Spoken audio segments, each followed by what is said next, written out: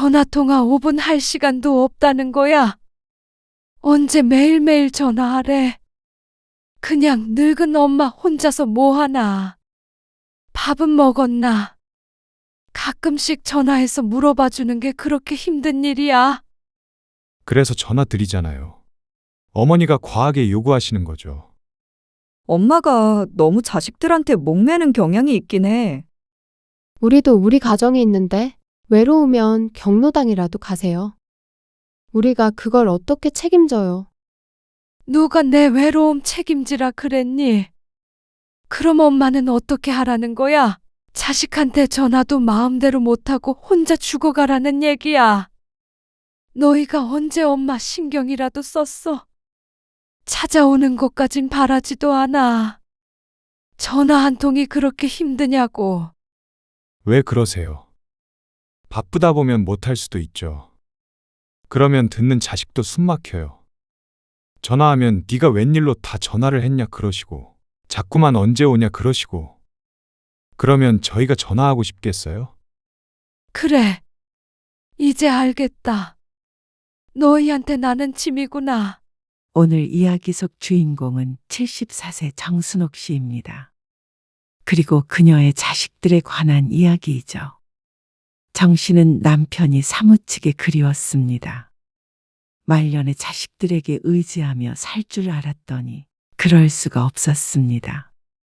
그래서 일찍 떠난 남편이라도 옆에 있었으면 했죠. 혼자서 살다 보면 자식들이 기다려질 수밖에 없었습니다. 그런데 자식들의 마음은 정 씨와 같지 않았습니다. 각자 먹고 살기 바쁘니 이해는 갔습니다. 하지만 필요할 때만 부모를 찾고 정작 부모가 자식들이 필요할 때는 외면하는 것에 정 씨는 점점 지쳐갔습니다. 차라리 자식이 없었더라면 그런 기대조차 안 하고 살았을 텐데 자식이 셋이나 됐는데도 정 씨의 마음을 알아주는 사람은 단 하나도 없었습니다. 말년에 돈이 없으면 이토록 비참해질 수 있다는 걸 너무 늦게 깨달았습니다. 자식들에게 다 퍼주고 나서야, 그래서 버림까지 받고 나서야 알게 되었습니다. 정 씨는 스스로가 가여웠습니다. 이제는 아무도 찾지 않는 보잘것없는 노인이 되어버린 자신이 참 딱했죠. 정 씨의 남편은 오래전에 세상을 떠났습니다. 자식 셋을 두고 갑자기 가버린 남편 때문에 정 씨는 고생을 많이 하며 살았습니다. 남편의 보험금은 자식 셋을 대학 보내고 결혼시키기엔 턱없이 부족한 것이었습니다. 평생을 열심히 살아왔지만 남편이 떠나자 정 씨는 경제적으로 여유로웠던 적이 없었습니다. 그런데 그 와중에 자식들 모두 대학을 졸업시켰고 많진 않아도 결혼할 때 조금이나마 보태기도 했습니다. 정 씨에겐 자식들이 전부였습니다. 정 씨 스스로를 위한 시간은 가져본 기억이 많이 없었습니다. 그래야 겨우 자식들 뒷바라지를 할 수가 있었죠. 그래도 번듯하게 시집 장가 다 보내고 했잖아. 나는 언니 보면 너무 대단해 진짜. 나 같았으면 그렇게 못했을 거야. 각자 알아서 살라고 했을 것 같은데. 내 자식인데 어떻게 그래? 자식이 하나도 아니고 셋인데. 아이고, 대단한 것도 아니야. 우리 찬이 시집 갈 때는 몇 푼 보태주지도 못했어. 그래도 그게 어디야? 나는 한 푼도 안 줬는데. 너희는 돈 걱정은 없잖아. 정 씨는 미국에 사는 여동생과 오랜만에 통화를 하면서 옛날 이야기를 나눴습니다. 자식이 하나인데 딸 부부와 함께 이민을 가서 못 본 지 벌써 5년이 다 돼갔습니다. 정 씨와는 처지가 많이 달랐습니다. 자식과 함께 살고 남편도 곁에 있으니 먼 타지에 있어도 정 씨는 여동생이 부러웠죠. 정 씨는 13평짜리 작은 아파트에서 혼자 살고 있었습니다. 자식들이 전부 독립했으니 큰 집은 필요가 없었지만 그렇다고 하더라도 작은 공간이긴 했습니다. 평생 식당 일, 시장일 등을 하며 세 자식을 뒷바라지했지만 70이 넘은 지금엔 가진 것이 별로 없었습니다. 그러니 집이든 뭐든 작게 줄일 수밖에 없었죠. 정 씨는 여동생과 30분이나 통화를 했습니다. 오랜만에 통화를 하니 할 말이 많기도 했지만 사람이 그립기도 했습니다. 정 씨는 거실과 연결된 주방으로 천천히 걸음을 옮겼습니다. 엎어지면 코 닿을 거리인 작은 집이었지만 사람이 하나라 그런가 늘 허전했습니다. 정 씨의 발걸음이 무거웠습니다. 냉장고를 열어보니 어제 먹다 남은 미역국과 시든 배추김치, 그리고 며칠 전에 만든 멸치볶음이 전부였습니다. 미역국을 한 솥을 끓여서 일주일 내내 미역국을 먹고 있었습니다. 끼니 때마다 새로 음식을 하는 게 귀찮아 이렇게 많이 하는 것이 버릇 아닌 버릇이 되어버렸습니다. 남편과 세 자식을 위해 아침상을 차렸을 때는 늘 식탁이 꽉 찼었는데 이제 혼자 먹을 간단한 끼니조차 준비하는 게 귀찮았습니다. 그래서 아침 식사지만 벌써 시간이 11시였습니다. 아마 점심은 건너뛰게 될 것이었죠. 식탁에 앉아 젓가락을 들면서 정 씨는 깊은 한숨을 쉬었습니다. 식탁 맞은편 빈 의자들이 꼭 그녀를 바라보는 것 같았습니다. 가끔은 그곳에 자식들이 앉을 때도 있었지만 그런 일은 많지 않았습니다. 그리고 근래 들어 더 뜸해지기도 했습니다. 밥 먹으며 제잘거리던 자식들이 성가실 때도 있었는데 지금은 그 소리들이 그립기만 했습니다. 정 씨는 미역국을 한 숟가락 떠먹으며 눈시울이 붉어지는 걸 느꼈습니다. 아침을 마치고 설거지를 하면서 정 씨는 거실 한쪽에 놓인 휴대폰을 바라봤습니다. 며칠 동안 광고 메시지밖에 오지 않았던 휴대폰이었습니다. 누군가와 통화를 한 것은 오전에 여동생과 전화했던 게 무척 오랜만이었습니다. 그때 휴대폰 벨소리가 시끄럽게 울렸습니다. 정 씨의 어깨가 튀었습니다. 아이고, 애들인가? 정 씨는 얼른 고무장갑을 벗었습니다. 물기 때문에 잘 빠지지 않는 장갑을 겨우 벗고 허둥지둥 걸음을 옮겼습니다.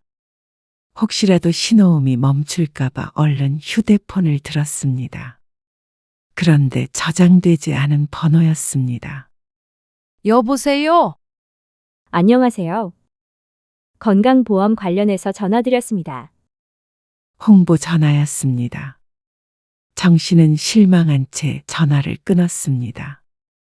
정 씨는 1시 반쯤 되었을 때 다시 휴대폰을 들었습니다. 아무래도 자식들에게 소식이 없으니 자신이 먼저 걸어보았죠. 큰아들이 회사에 있을 시간이긴 하지만 점심시간일 것 같아서 큰아들 번호를 눌렀습니다. 몇 번의 신호음이 가고 아들이 전화를 받았습니다. 어쩐 일이세요? 찬우가 잘 지내니? 아, 네. 어디 아픈 데는 없고 아픈 데 없죠. 밥은 잘 먹고 다녀? 바쁘다고 그래서 전화를 못 해봤는데. 아들과 마지막으로 통화한 게 보름이 넘어갔습니다. 바쁘다길래 먼저 전화를 하지 않았더니 아들이 먼저 거는 경우는 잘 없었습니다. 그런데 궁금했던 아들 소식은 들을 수가 없었습니다. 저 죄송한데 회사라서요. 나중에 다시 전화 드릴게요. 아이고, 그래? 점심시간인 줄 알고 전화했지? 잠깐 안부 좀 물으려고. 어머니, 나중에 전화 드린다니까요. 정 씨의 말이 조금 길어지려고 하자 아들이 다시 한번 말을 끊었습니다. 아이고, 내 정신 좀 봐. 알았다. 끊자. 잘 지내고. 네. 쉬세요. 정 씨가 마지막 인사말도 끝맺지 못했는데 전화는 이미 끊어진 뒤였습니다. 정 씨는 휴대폰을 바라보며 조금 허탈한 미소를 지었습니다. 아들 목소리를 듣고 싶어서 보름을 기다렸는데 통화 시간은 채 30초도 되지 않았습니다. 그래도 목소리 한번 들으니까 좋네. 달리 아픈 곳도 없는 것 같고 바쁜 걸 빼면 잘 지내고 있는 것 같았습니다. 정 씨는 스스로를 달래며 중얼거렸습니다. 하지만 마음 한구석은 공허했습니다. 오후에는 TV 앞에 앉아 시간을 보냈습니다. 드라마도 하도 봐서 그런지 늘 봤던 것만 나왔습니다.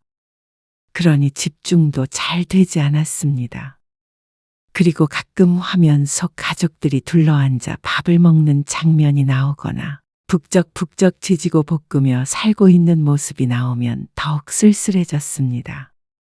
그럴 때면 옛 생각에 빠지곤 했습니다. 평생을 남편과 자식들을 위해 살아왔습니다. 새벽 4, 5시면 일어나서 밥을 하고 도시락을 싸고 나가서 하루 종일 일도 했습니다. 또 저녁에 집에 오면 밥을 하고 빨래를 하고 주말에도 쉬는 날이 없었습니다. 막내딸까지 대학에 들어갔을 때는 학비를 마련하려고 새벽 2시까지 식당에서 설거지를 하기도 했습니다. 그리고 남편과 함께 살던 집은 팔아서 자식들 결혼하는데 보탰죠. 그때는 힘들어도 보람이 있었습니다. 엄마, 감사해요. 꼭 나중에 호강시켜 드릴게요. 눈물을 흘리며 고마워하던 자식들. 나중에 보답할게요. 언젠가 그날이 올 것이라고 기대할 수 있었기에 자식들에게 모든 걸 주어도 아깝지 않았습니다. 그런데 그렇게 산 인생의 종착역은 홀로 남은 지금 이 모습이었습니다. 하루 종일 TV 소리만 들리는 적적한 아파트와 또 하루 종일 울리지 않는 휴대폰. 그것이 정 씨의 현재였습니다. 저녁 때가 되자 정 씨는 또다시 냉장고를 열었습니다. 아침에 먹던 미역국과 똑같은 반찬들 뿐이었습니다. 아마 미역국을 다 먹을 때까지는 내일도 똑같은 메뉴일 것이었습니다. 정 씨는 침실에 누워서 천장을 바라보며 잠이 오기를 기다렸습니다. 남편이 살아있을 때는 옆에서 코 고는 소리가 시끄러워서 잠을 못 잤는데 지금은 그 소리가 오히려 그리웠죠. 어느 날 아침 정 씨는 평소보다 일찍 일어났습니다. 일주일 전에 둘째 딸 찬미에게서 전화를 한 통 받았기 때문이었습니다. 엄마, 다음 주에 애들 데리고 한번 갈게. 정말? 애들도 같이 온다고? 애들 아빠 출장 가는데 좀 길게 집을 비울 거라서. 나도 모처럼 휴가 받은 것 같네. 쌍둥이 아이들을 키우고 있는 딸은 전업주부였습니다. 애들 챙기랴 남편 챙기랴 바쁜 것을 알고 있었습니다. 까탈스러운 사위의 성정을 아는지라 딸이 고생하는 걸 늘 걱정하곤 했죠. 그 말을 듣는 순간 정 씨의 얼굴에는 환한 미소가 번졌습니다. 딸도 바쁜 건 알겠지만 정 씨에게 연락도 뜸했기 때문에 내심 서운해하던 참이었습니다. 지난 명절에도 가족들끼리 여행을 간다며 오지도 않았고 말이죠. 오랫동안 보지 못한 손주들도 눈앞에 아른거렸습니다. 하지만 전화 한 통에 서운했던 마음이 한순간에 녹아버렸습니다. 그리고 당일이 되기까지 들뜨고 설레는 기분이었습니다. 뭐 해줄까? 뭐 먹고 싶어? 잡채? 정 씨는 5일 동안 3번이나 딸에게 전화를 걸었습니다. 평소 같았으면 먼저 전화를 거는 것에 눈치를 봤을 텐데 핑계가 좋았습니다. 잡채 애들도 잘 먹어. 근데 엄마 나 지금 바쁘거든. 애들 때문에. 그래. 알았어. 나도 장 보러 다녀와야겠다. 정 씨는 마치 명절 준비를 하듯 분주해졌습니다. 재료 목록을 적어서 시장으로 향했습니다. 한우 불고기용 고기, 표고버섯, 시금치, 당근. 평소에는 이렇게 돈 많이 들고 손 많이 가는 음식은 해먹지도 않았습니다. 잡채가 별거냐 할 수 있겠지만 혼자 사는 노인네가 자주 해먹을 만한 음식은 아니었습니다. 소고기도 비쌌고 말이죠. 손주들 잡채 해주려고 하니까 좋은 걸로 주세요. 시장에서 몇 번이나 내뱉었던 말이었습니다. 양손은 무거웠고 땀도 송글송글 나는 것 같았지만 정 씨의 목소리에는 기쁨이 가득했습니다. 그리고 당일 아침 일찍부터 음식 준비를 했습니다. 찬장에 보관해두고 1년에 몇 번 꺼내지 않는 식기들도 오랜만에 밖으로 나왔습니다. 그런데 12시에 오기로 한 딸이 도착하지 않았습니다. 어젯밤에 통화할 때 전화 좀 그만하라고 했기에 정 씨는 휴대폰을 들었다가 내려놨습니다. 어련히 잘 오겠거니 생각했습니다. 그런데 30분이 지나도 딸은 오지 않았습니다. 이미 식탁은 다 차려진 상태였습니다. 혹시나 초인종 소리를 못 들을까봐 TV도 꺼둔 채였습니다. 그리고 1시가 되었을 때 정 씨는 참지 못하고 딸에게 전화를 걸었습니다. 오고 있어? 차가 막히나 보지? 그렇다고 하더라도 너무 늦긴 했습니다. 딸이 집에서 1시간밖에 안 걸리는 곳인데 말이죠. 그런데 딸이 뜻밖의 대답을 했습니다. 아, 엄마. 안 그래도 내가 전화하려고 했는데? 오늘 우리 못 가. 뭐? 이게 웬 말은 하늘의 날벼락인가 싶었습니다. 정 씨는 푸짐하게 차려진 식탁을 바라보았습니다. 먹음직스러워 보였던 음식들이 전부 차게 식어 있었습니다. 갑자기 애들 아빠가 돌아와가지고 일정이 바뀌어서 일찍 왔대. 오늘 아침에 왔더라고. 정 씨는 혼이 빠져서 아무런 대답을 못했습니다. 강서방도 좀 쉬어야 되고 집밥도 먹고 싶고 그런다는데 우리가 강서방만 놓고 가버리기가 좀 그렇잖아. 그러면 강서방도 같이 오면은 안 돼? 이거 밥 다 준비를 해놨는데. 잡채? 강서방 제주도 갔다 왔는데 또 1시간 동안 운전하라고 하기가 미안하네. 어떡하지? 잡채는 엄마 먹어. 냉장고에 넣으면 두고두고 먹을 수 있잖아. 다음에 날 잡아서 한번 갈게. 정 씨는 할 말을 잃었습니다. 잡채뿐만이 아니라 정 씨가 준비한 음식이 많았습니다. 너무 허탈하니까 다른 말이 나오지 않았습니다. 미안. 전화 준다는 게 정신이 없어가지고. 그리고 전화 건너에서는 아이들인지 사위인지 모를 목소리가 들렸습니다. 아무래도 딸을 부르고 있는 것 같았습니다. 엄마, 이만 끊을게. 진짜 미안해요. 그렇게 끊어진 전화. 정 씨는 잘 차려진 상 앞에서 더욱 작아졌습니다. 정 씨는 혼자 식탁에 앉았습니다. 그리고 천천히 젓가락을 들었죠. 다 같이 먹으려고 넉넉하게 했는데 정 씨는 한 젓가락 집어먹고는 더 이상 먹을 수가 없었습니다. 오늘 첫 끼임에도 불구하고 말이죠. 그리고 얼마 뒤 정 씨의 74세 생일이었습니다. 평일인 탓에 자식들이 올 거라고는 애초에 기대도 하지 않았습니다. 그런데 아무에게서도 전화가 안 올 줄은 몰랐습니다. 아침부터 기다렸지만 축하 전화는 오지 않았죠. 그래서 정 씨가 막내딸에게 전화를 걸어보았습니다. 엄마, 무슨 일이야? 뭐하니? 잘 있어?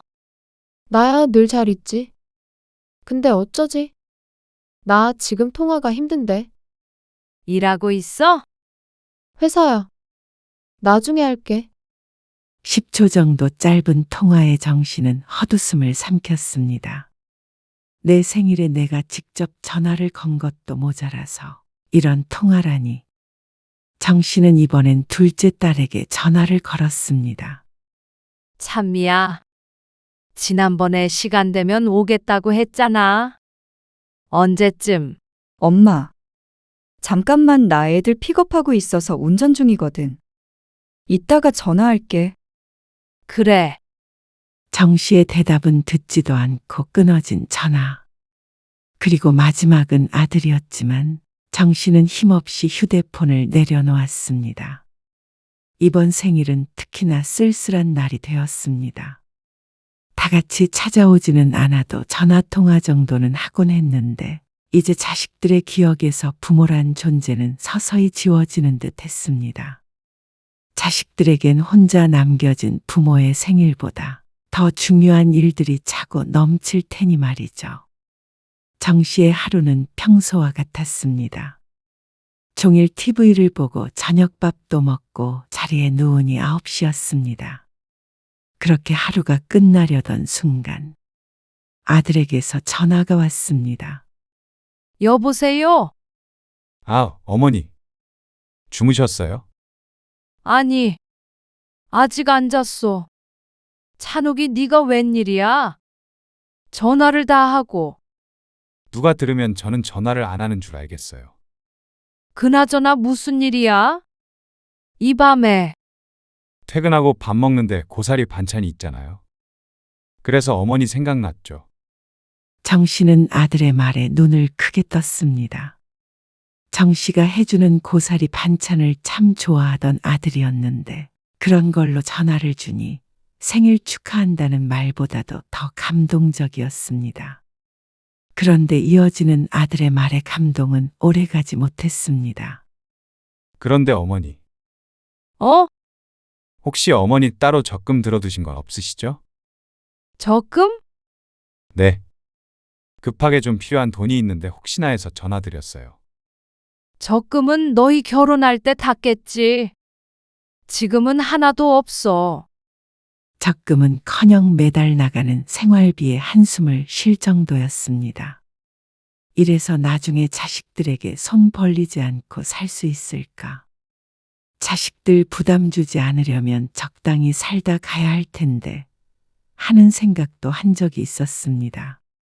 나오는 연금도 적고 매달 자식들이 20만 원씩 모아 용돈을 주는데 그런 정 씨에게 돈이 있느냐 묻는 아들의 질문이 우스웠습니다. 아, 없으세요. 그래. 무슨 일인데 그래? 무슨 일이길래 급하게 돈이 필요해? 그러면 혹시 어머니 아파트는 대출 좀 나올까요? 아들은 정 씨의 물음엔 대답조차 하지 않고 하고 싶은 말만 했습니다. 하지만 여전히 정 씨가 돌려줄 수 있는 말은 한 가지였습니다. 이 아파트가 하면 얼마나 한다고 그래? 나와도 몇 푼 안 나오지. 그러자 실망한 듯한 아들의 한숨 소리가 들려왔습니다. 무슨 일 있는 거야? 아니에요. 나중에 전화드릴게요. 주무세요. 그러더니 뚝 끊긴 전화. 정 씨는 어리둥절한 표정을 지었다가 이내 인상을 찡그렸습니다. 엄마가 생각나서 전화했다더니 바보가 아닌 이상 돈 때문이었다는 사실을 알 수 있었습니다. 정 씨는 서러움에 가슴을 쳤습니다. 어쩌면 자식이 셋이나 되는데 하나같이 엄마의 생일도 모를 수가 있나 싶었습니다. 나중에 전화한다더니 자식들 중 누구도 나중에 전화하는 법이 없었습니다. 그저 정 씨의 전화를 빨리 끊기 위한 단골 대사일 뿐이었습니다. 정 씨는 모로 누워서 베개싯을 적셨습니다. 나이가 들면 들수록 왜 이렇게 자식들 때문에 서러운 일이 많은지 몰랐습니다. 정 씨에게는 자식들밖에 없는데 말이죠. 자식들에게 부모란 이웃이나 직장 동료보다도 못한 존재였습니다. 차라리 먼 친척이라고 하는 게 맞을 듯 했습니다. 그런데 어느 날 정 씨가 뜻밖의 소식을 듣게 되었습니다. 아들이 미국으로 발령이 나서 아들네 가족이 전부 해외로 나갈 거라는 말이었습니다. 정 씨에게는 청천벽력 같은 소리였습니다. 지금도 명절 때나 보면 많이 보는 아들네. 그 먼 땅까지 가게 되면 1년에 한두 번이 아니라 몇 년에 한 번도 못 볼지도 몰랐습니다. 정 씨가 여동생과 오랫동안 만나지 못했던 것처럼 말이죠. 그렇게 오래 있을 생각은 없어요. 지금은 3년 후에 돌아오는 걸로 되어 있는데요. 혹시 기회가 되면 1, 2년은 더 머무를 수도 있고요. 애들 영어 공부하기에도 좋잖아요. 그래서 돈이 필요하다고 했나 싶었습니다. 아무래도 회사에서 지원을 해준다지만 한국과는 다를 테니 말이죠. 그래서 다 같이 모여서 식사나 한번 할까 하는데 찬미랑 찬이한테는 제가 연락했거든요. 다음 주말에 어머니 댁으로 가기로 했어요. 셋이 다 같이 오는 것은 실로 오랜만이었습니다. 칠순 때조차 따로따로 만나 식사를 한 게 고작이었으니 말이죠. 아들을 멀리 떠나보낼 때가 되어서야 이렇게 가족이 다 같이 모이나 싶자 서러운 감정이 들었습니다. 하지만 아들은 무척 들떠 보였습니다. 그런데 정 씨도 마냥 우울해하고만 있을 수는 없었습니다. 세 가족이 다 모이면 인원이 10이 넘어갔습니다. 저희 왔어요. 아이고, 음식 정말 많이 준비하셨네요. 약속된 날에 며느리가 가장 먼저 들어오며 말했습니다. 며느리도 미국으로 가게 된 게 좋았는지 얼굴이 무척 밝았습니다. 곧이어 딸들도 모두 도착했습니다. 좁은 집안이 터질 듯 했죠. 더 먹어. 많이 준비했으니까. 아이들은 식탁에 앉아서 먹었고 어른들은 거실에 상을 펴고 앉았습니다. 그러지 않으면 자리가 없었습니다. 그러다가 문득 딸이 물었습니다. 아, 맞다. 그런데 엄마 생일이 언제였지? 그러자 다들 어리둥절한 표정을 지었습니다. 뜬금없이 웬 생일이냐는 표정이었습니다. 아니, 이맘때인 것 같았는데. 어? 지난 것 같은데. 그러자 정 씨의 얼굴이 울그락불그락해졌습니다. 지난 생일에 서러웠던 것이 떠올랐습니다. 그게 채 한 달도 안 된 이야기였습니다. 지난달이었네? 일이 바빠서 까먹고 있었어요. 뒤늦게 생일 축하한다고 한마디씩 보탰습니다. 그런다고 그날의 감정이 사라지는 것은 아니었습니다. 그래도 서운했던 걸 털어버리려고 했는데 아들이 말했습니다. 그래서 한동안 전화 안 하셨구나. 엄마, 삐졌구나? 그러게. 매일 전화하더니 한동안 없었잖아. 그런데 자식들의 말이 참 이상했습니다. 정 씨가 매일 전화를 한 적이 없는데 말이죠. 매일 전화를 하다니? 에이, 전화 자주 하긴 하잖아. 매일은 아닌가. 아무렇지도 않은 가벼운 말투로 내뱉는 말에 정 씨는 기분이 상했습니다. 어쩌면 아무것도 아닌 말일 수도 있지만 의미를 부여하자면 기분 나쁠 만도 했습니다. 정 씨는 도통 통화를 못해서 외로운데 자식들에게는 가끔 정 씨가 전화하는 게 매일처럼 느껴진 것이었죠. 너희가 전화를 하도 안 하니까 그렇지. 전화를 안 하다뇨. 그래도 꼬박꼬박 하잖아요. 아들의 말에 딸들도 동의하는 듯 했습니다. 이 대답만 들어도 부모와 자식의 온도 차를 알 수 있었습니다. 오히려 어머니가 아무 때나 전화해서 곤란한 적도 있는데요. 회사에 있을 때? 서로 공감을 하며 말을 주고받는 자식들. 점심시간에 전화한 거잖아. 점심시간이라도 회사에서는 한가하게 통화하고 그럴 시간 없어요. 그리고 식사 시간이고요. 아들의 말문이 막혔습니다. 그러면 너희가 먼저 한가할 때 전화를 걸어주면 되는 거 아니니? 정 씨도 섭섭한 감정이 되살아났습니다. 그렇게 정 씨가 전화하는 시간이 잘못됐으면 저들이 먼저 하면 될 일이었습니다. 근데 아들이 한숨을 푹 내쉬며 말했습니다. 한가한 때가 어디 있어요. 먹고 살기 바쁜데. 전화통화 5분 할 시간도 없다는 거야? 말도 안 되는 소리였습니다. 그러면 화장실은 언제 가며 밥은 언제 먹으며 잠은 언제 자는지 단 5분도 부모에게 못 쓰는 게 말이나 되나 싶었습니다. 언제 매일매일 전화하래? 그냥 늙은 엄마 혼자서 뭐 하나? 밥은 먹었나? 가끔씩 전화해서 물어봐 주는 게 그렇게 힘든 일이야? 그래서 전화 드리잖아요. 어머니가 과하게 요구하시는 거죠. 정 씨가 아들을 빤히 쳐다보았습니다. 그래서 지난날에 돈 없다는 소리에 전화를 그렇게 끄는 건지 물어보고 싶었습니다. 하지만 형제들 앞에서 차마 그 소리는 할 수 없어서 애써서 목구멍으로 넘겨버렸습니다. 엄마가 너무 자식들한테 목매는 경향이 있긴 해. 딸이 말했습니다. 우리도 우리 가정이 있는데 외로우면 경로당이라도 가. 우리가 그걸 어떻게 책임져? 누가 내 외로움 책임지라 그랬니? 정 씨의 눈에 눈물이 고였습니다. 그럼 엄마는 어떻게 하라는 거야? 자식한테 전화도 마음대로 못하고 혼자 죽어가라는 얘기야. 너희가 언제 엄마 신경이라도 썼어? 찾아오는 것까진 바라지도 않아. 전화 한 통이 그렇게 힘드냐고. 왜 그러세요? 바쁘다 보면 못할 수도 있죠. 그러면 듣는 자식도 숨 막혀요. 전화하면 네가 웬일로 전화를 다 했냐 그러시고 자꾸만 언제 오냐 그러시고 그러면 저희가 전화하고 싶겠어요? 그래. 이제 알겠다. 너희한테 나는 짐이구나. 그런 말이 아니잖아요. 언제 이렇게 다시 볼지도 모르는데 기분 좋은 날 이러지 마세요. 지금 이런 대화조차 정 씨의 탓이라는 아들. 너희 정말 너무한다. 너희 뒷바라지 하느라 늙은 엄마는 안중에도 없니? 이제 부모가 돈이 없으니까 찾을 이유가 없어졌어. 어머니, 말씀을 왜 그렇게 심하게 하세요?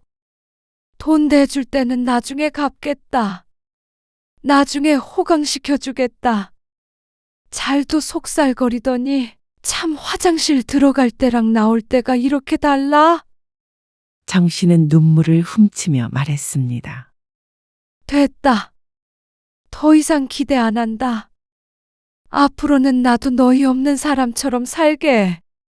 엄마, 보답은 무슨 보답? 전화 한 통도 귀찮아 하는데 진정하세요. 이만 가봐라.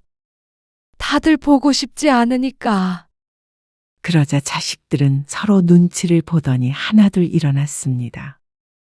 한숨을 쉬며 고개를 절레절레 흔들기도 했습니다. 정 씨는 일부러 그쪽은 쳐다보지도 않고 고집스레 소파에 앉아 있었습니다. 그러자 한참 후에 현관문 열리는 소리가 들렸고 자식들은 그렇게 집으로 돌아갔습니다. 정 씨는 또다시 혼자 남겨졌습니다. 그날 아들에게서는 문자 메시지가 왔습니다. 감정적으로 생각하지 말고 자식들의 입장도 생각해 주라는 말이었죠. 정 씨는 그의 답장을 하지 않았습니다. 그리고 며칠이 지나도 직접 찾아오거나 전화를 하는 자식은 없었습니다. 정 씨는 이제 진짜로 혼자가 되었다는 걸 깨달았습니다. 그날 이후 열흘이 지났습니다. 정 씨는 집에서 한 발자국도 나가지 않고 있었습니다. 외출할 이유도 만날 사람도 없었습니다. 식재료도 별로 없어 시장을 가야 하는데도 나가기 싫었습니다. 그래서 냉장고에 있는 걸로만 대충 끼니를 때웠습니다. 전기세가 아까워 낮에는 불도 켜고 있지 않았는데 앞 건물 때문에 낮에도 어둑한 거실에서 종일 TV만 켜놓고 누워 있었습니다. 내용은 하나도 눈에 들어오지 않았는데 그래도 그냥 소음이 있다는 게 중요했습니다. 너무 조용해지면 더 우울해졌으니 말이죠. 하루에도 몇 번씩 휴대전화를 확인하는 것도 일이 되었습니다. 혹시라도 자식들 중 누군가 연락을 했을까 싶어서 수십 번 확인했습니다. 하지만 오는 건 여전히 광고 문자뿐이었습니다. 70평생 살면서 이렇게 외로운 적이 있었나 싶었습니다. 그렇게 한 달이 흘렀습니다. 정 씨는 자식들과 연락을 끊고 혼자만의 시간을 보내고 있었습니다. 가끔 자식들에게서 안부를 묻는 메시지가 왔지만 정 씨는 대답하지 않았습니다. 더 이상 자식은 없다고 생각하기로 했으니 말이죠. 어느 금요일 오후, 정 씨는 평소와 같이 TV를 보고 있었습니다. 그런데 갑자기 가슴이 답답하고 어지러운 증상이 찾아왔습니다. 이게 뭐지? 정 씨는 소파에서 일어나려 했지만 다리에 힘이 들어가지 않았습니다. 시야가 흐려지면서 의식을 잃었죠. 얼마나 시간이 흘렀을까. 정 씨가 눈을 뜨니 하얀 천장이 보였습니다. 병원이었습니다. 어머니 깨셨어요? 이국한 목소리에 고개를 돌리니 큰아들이 침대 옆에 앉아 있었습니다. 너 왜 여기? 병원에서 연락이 왔어요. 의사 선생님이 그러는데 영양실조와 스트레스가 겹쳐서 그렇대요. 제대로 드시지도 않고. 어머니, 왜 이렇게까지? 아들의 목소리가 떨리고 있었습니다. 이틀 정도 계시다가 퇴원하게 될 것 같아요. 저 미국 가기 전에 한번 찾아뵈려고 했어요. 그러면서 아들이 웬 통장을 가방에서 꺼내 정 씨 손에 쥐어주었습니다. 이게 뭐야? 저희가 오래전부터 모은 돈이에요. 어머니 노후 자금으로 드리려고 했던 건데 그동안 준비가 안 돼서 못 드렸어요. 정 씨는 떨리는 손으로 통장을 열어봤습니다. 생각지도 못한 큰 금액이 찍혀 있었습니다. 이게 웬 돈이야? 꼭 보답하겠다고 말씀드렸잖아요. 이걸로 입 닦을 생각은 없어요. 저희가 더 신경 쓸게요. 너 돈 없는 거 아니었어? 그때 돈 빌려달라고 하고서는 돈 없다니까 화를 냈잖아. 화를 내다뇨. 제가 그때 좀 급한 사정이 있었어요. 미국으로 가는 것 때문에 집 처분하고 하느라 잠깐 사정이 있었는데 다 해결됐어요. 걱정 끼쳐드려서 죄송해요. 정 씨는 가슴이 뜨거워졌습니다. 정 씨가 아무래도 크게 오해를 한 듯 했습니다. 미국 가서 자주 연락드릴게요. 바빠서 못할 때도 있을 거고 시차도 안 맞긴 하지만 그래도 노력은 할게요. 그리고 다음 날 아침에는 딸들도 함께 찾아왔습니다. 엄마! 아이고, 우리 엄마. 왜 이렇게 말라가지고. 딸들은 정 씨를 보자마자 눈시울을 붉혔습니다. 아프면 말을 해야지. 아니다. 우리가 그동안 너무 무관심했나 봐. 엄마는 안 아플 줄 알았어. 지난번에는 미안. 엄마가 그렇게 서운해하고 있을 줄은 몰랐어. 정 씨는 오히려 자식들에게 미안했습니다.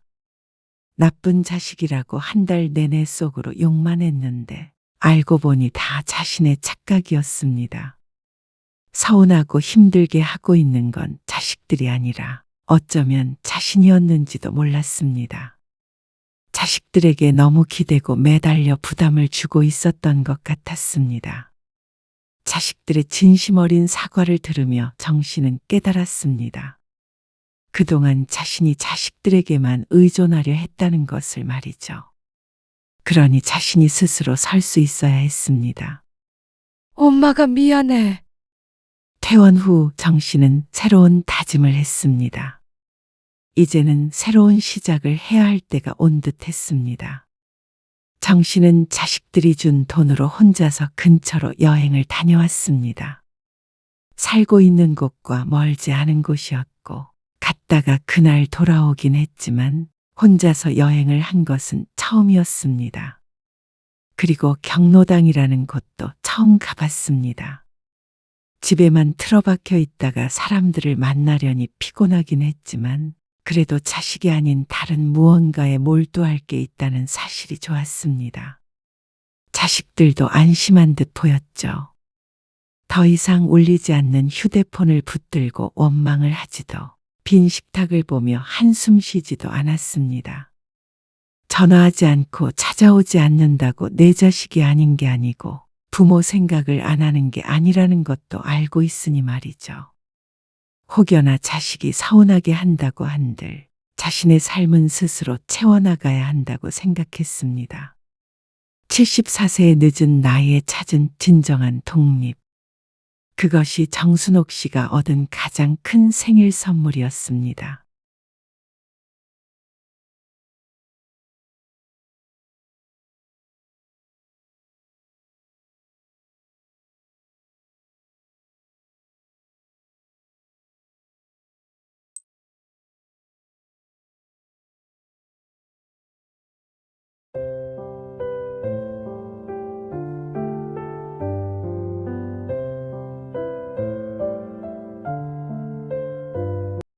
정수야, 입금이 안 됐어.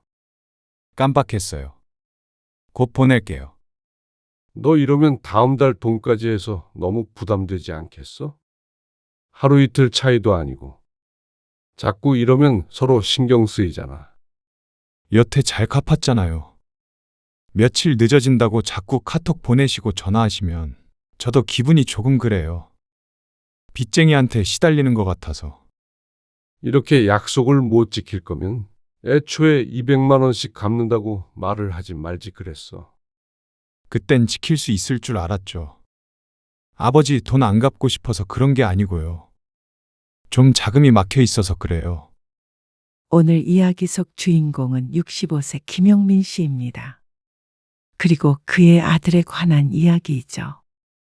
김 씨는 돈거래라면 질색하는 사람이었습니다. 하지만 다른 사람도 아니고 아들이 그렇게 청하는데 매정하게 뿌리칠 수가 없었습니다. 어떻게 갚을지도 상세히 설명하길래 믿었습니다. 하지만 오히려 남이 아니라 자식이기에 더 돈이 오가면 안 됐습니다.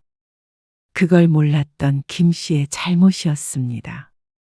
가족과도 돈거래는 하면 안 된다는 말은 익히 알았지만 부모 자식 간에 이렇게 돈 때문에 모든 게 무너질 줄은 몰랐습니다.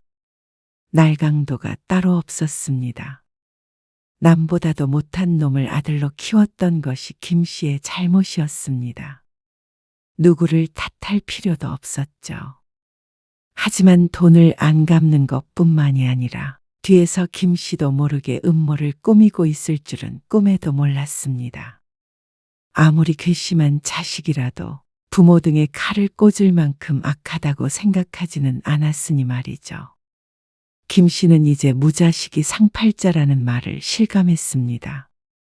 그래서 무자식을 스스로 만들기로 했죠. 김 씨는 은퇴한 공무원이었습니다.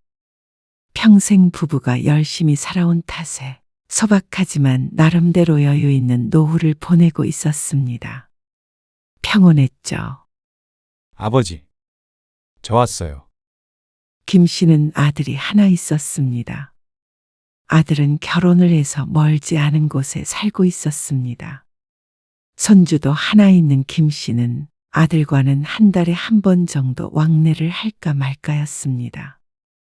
그런데 갑작스럽게 연락을 해서 찾아온 것이었습니다. 김 씨는 안방에 있다가 나와 현관으로 향했습니다. 아들이 평소와는 다르게 잘 차려입고 있었습니다. 공무원 준비를 오랫동안 하다가 떨어져서 30 초반의 며느리와 함께 식당을 차렸는데 그래서 양복을 입은 모습은 좀처럼 보기 힘든 것이었습니다. 아, 이거요? 미팅이 있어서요. 뭐? 미팅? 아, 사업차요. 식당을 운영하며 사업차 양복을 입을 일이 뭐가 있나 싶었습니다. 그런데 아들이 뜻밖의 말을 했습니다. 제가 사실 새로 시작하려는 사업이 있거든요. 안 그래도 그것 때문에 아버지한테 말씀드릴 게 있어서 왔어요. 무슨 말? 자신만만한 표정이 김 씨의 물음에 갑자기 조심스러워졌습니다. 제가 자금이 좀 필요해서요. 자금? 김 씨의 표정이 조금 굳어졌습니다. 예상치 못한 돈 이야기였습니다. 지금 식당 정리하고 나온 보증금이랑 모아둔 돈이랑 보태가지고 한번 시작해보려는데요. 좀 부족해서요. 돈이 부족하다고? 그래서 나한테 그걸 달라는 거야. 달라는 게 아니라 빌리려는 거죠.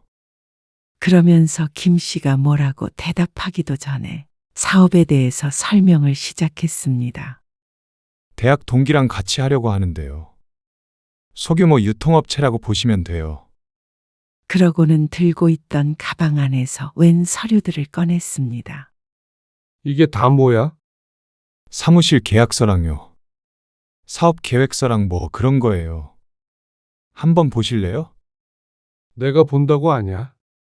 김 씨는 손에 쥐어주는 서류를 훑어보았지만 복잡한 숫자들과 그래프들이 눈에 잘 들어오지 않았습니다. 아버지, 저 이번엔 정말 제대로 해보고 싶어요. 식당 장사 잘 안 됐던 거 아시잖아요. 그동안 힘들다고 했던 게 떠올랐습니다. 그래도 며느리와 열심히 잘하고 있다고 생각했는데 그게 아니었던 모양이었습니다. 이제 나이도 나이고 이번에 정말 괜찮은 기회거든요. 이 동기 놈이 이런 거는 아주 기가 막혀요. 마지막이라고 생각해요. 마지막이라니. 아직 젊은 놈이 무슨 마지막이야? 김 씨는 잠깐 생각했습니다. 그런데 옆에서 아내가 끼어들었습니다. 아이고, 얼마가 필요한데 그래? 아, 5천, 아니 7천이요. 7천만 원?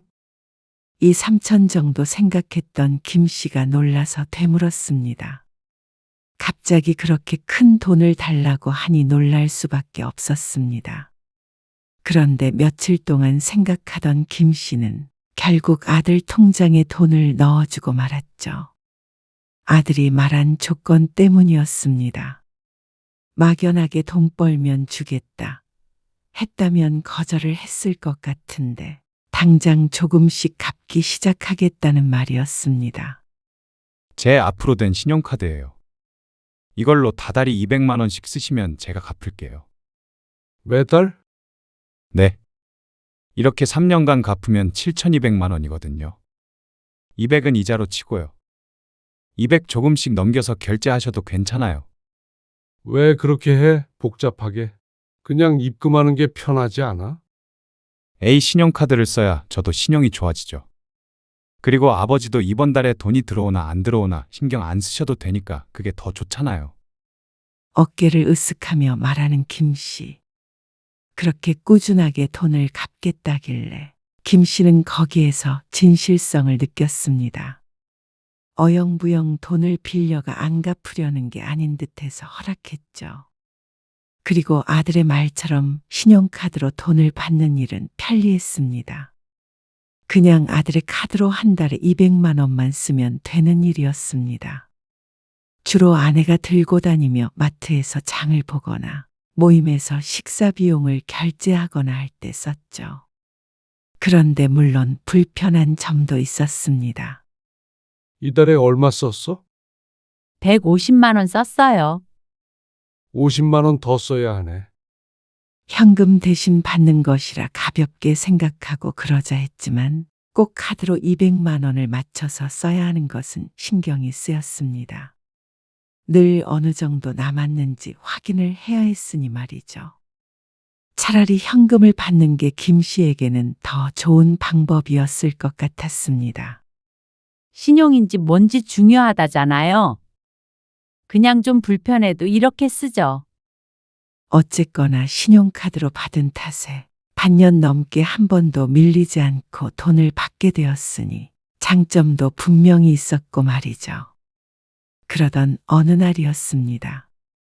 여보, 카드 좀 줘봐. 오늘 식사는 내가 내기로 했거든. 아, 모임 간다고 했죠? 잠깐만요. 김 씨의 말에 아내가 휴대폰 케이스에서 카드를 꺼내서 주었습니다. 얼마 남았어? 많이 남았어요. 이달에 얼마 안 써서 100만 원도 안 쓴 것 같은데요? 그래? 그러면 다른 카드는 안 챙겨도 되겠지. 그 말에 김 씨는 안심하고 아들이 준 카드만을 챙겨서 외출했습니다. 아들 무슨 사업한다고 그러지 않았나? 아, 우리 아들? 그렇지. 잘 돼. 식당이 잘 안 됐나 봐. 나야 잘 되는지 안 되는지 잘 모르지. 그래도 뭐 다달이 수익은 있는 모양이야. 그러니 꼬박꼬박 200만 원씩 갚고 있는 것 아닌가 생각했습니다. 가끔 아들네 가족을 만날 때면 전보다 씀씀이도 좀 커진 것 같고 말이죠. 말년의 아들이 호강시켜주는 거 아니야? 아이고, 호강을 뭐 자식이 시켜주나. 내가 하는 거지. 다 먹었으면 일어나지. 지금 계산할게. 오늘은 김 씨가 식사비를 내는 날이었습니다. 5이서 백숙 집에 갔는데 술도 한잔 하자 밥값이 20만 원 가까이 나왔습니다. 잠깐만요. 김 씨가 안주머니에서 카드를 꺼내서 직원에게 내밀었습니다. 그러고 나서 사인을 하려고 펜을 들고 기다리는데 직원이 고개를 갸웃거렸습니다. 왜요? 잘 안 돼요? 안 되면 이렇게 긁어보세요. 얼마 안 쓴 건데 가끔 못 읽을 때가 있더라고요. 카드를 기계에 꽂고 있었는데 인식이 안 되는 것 같았습니다. 그래서 김 씨가 카드의 마그네틱을 기계에 긁는 신용을 하며 말했습니다. 아니요. 그게 아니라 한도 초과가 뜨는데요. 네? 그럴 리가요. 한참 남았어요. 아들이 200만 원씩을 갚기로 했지만 한도는 더 높은 것으로 알고 있었습니다. 그래서 200만 원을 조금씩 초과해도 여태 별 문제가 없었습니다. 다시 한번 해볼까요? 네. 그렇게 해주세요. 그게 한도가 많이 남았거든요. 김 씨의 뒤로는 친구 넷이서 서서 이야기를 나누고 있었습니다. 김 씨가 계산하기를 기다리면서 말이죠. 손님, 죄송하지만 또 한도 초과가 떠요. 이번엔 그 소리가 친구들의 귀에까지 전달이 된 듯 했습니다. 한도 초과. 어쩐지 얼굴이 뜨끈해지는 기분이었습니다. 김 씨가 뒤를 힐끔 돌아보며 말했습니다. 아니야. 기계가 이상한 것 같은데. 그러자 직원이 조심스러운 음성으로 다시 물었습니다. 또 해볼까요? 2번이나 그렇게 떴다면 기계가 이상하기보다는 카드의 문제일 것 같았습니다. 아니, 카드를 얼마나 긁었길래 그래? 친구 하나가 농담을 건네왔습니다. 직원이 한 번 더 해보았지만 기계에서 삐빅거리는 소리가 또다시 들렸죠. 카드가 그거밖에 없어. 이거만 달랑 들고 왔네. 내가 낼까? 친구 하나가 다가오며 말했습니다. 김 씨가 고개를 저었습니다. 아니야. 입금하면 돼. 김 씨가 카드를 돌려받았습니다. 그러고는 식당 카운터에 적혀 있는 계좌번호의 휴대폰으로 밥값을 입금했습니다. 결국 계산을 하기는 했지만 나오면서 친구들이 또 한마디를 던졌습니다. 아이고, 마누라한테 용돈 좀 더 달라고 해. 돈 열심히 벌면 뭐해? 20만 원 밥값도 못 내는데. 농담이랍시고 하는 말이었지만 김 씨는 얼굴이 화끈거리는 것 같았습니다. 혹시나 하는 마음에 집으로 돌아오며 편의점에 들렀습니다. 음료수 하나를 내밀고 카드를 긁었더니 또 한도 초과가 떴죠. 집으로 돌아온 김 씨가 아들에게 전화를 했습니다. 이거 카드 말이야. 100만 원도 안 썼는데 오늘 계속 한도 초과가 뜨잖냐. 그러자 아들이 이유를 짐작하고 있었습니다. 아, 정말요? 한두 번 가지고 얄짤없네. 뭐, 아, 제가 바빠가지고 결제되는 통장에 돈을 못 넣었거든요. 그랬더니 한도가 하향됐나 봐요. 뭐, 진작에 말을 해주던가 해야지. 오늘 망신당했어. 죄송해요. 정신이 없어서요. 내일 바로 해결할게요. 그런데 아들의 말처럼 다음 날에 해결은 됐습니다. 문제는 몇 달 뒤 똑같은 일이 한 번 더 있었다는 것이었죠. 안 되겠다. 안 그래도 불편했는데. 어차피 너도 카드 대금 결제할 때 통장에 돈 넣어야 되는 거잖아. 그러면 그냥 내 통장으로 넣어. 200만 원씩. 결국 현금으로 돈을 갚으라고 말했습니다. 아무래도 처음부터 잘못한 것 같았습니다. 매번 200만 원을 카드로만 긁어야 하는 것도 불편했고 머리도 아팠습니다. 아니에요. 다음부터는 이런 일 없을 거예요. 하지만 아들은 신용카드를 고집했습니다. 그러다가 카드가 정지가 되었을 때 아들은 이제 현금으로 입금하겠다고 했죠. 그때부터 이상하긴 했습니다. 말로는 맨날 바쁘고 돈도 잘 번다고 하는데 자꾸만 카드에 문제가 생기는 게 불안했습니다. 아직 받아야 할 돈이 수천이었습니다. 그리고 김 씨의 돈도 돈이지만 아들의 사업이 망할까봐 걱정이 되기도 했죠. 듣자 하니 친구와 많은 돈을 투자한 것 같은데 잘 됐으면 하는 마음이었습니다. 그런데 몇 달 뒤부터 문제가 생겼습니다. 정수야, 입금이 안 됐어.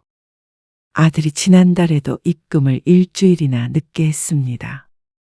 그래도 잠자코 기다리자 입금이 되긴 했는데 이번에는 보름이 지나도 소식이 없어서 메시지를 보냈습니다.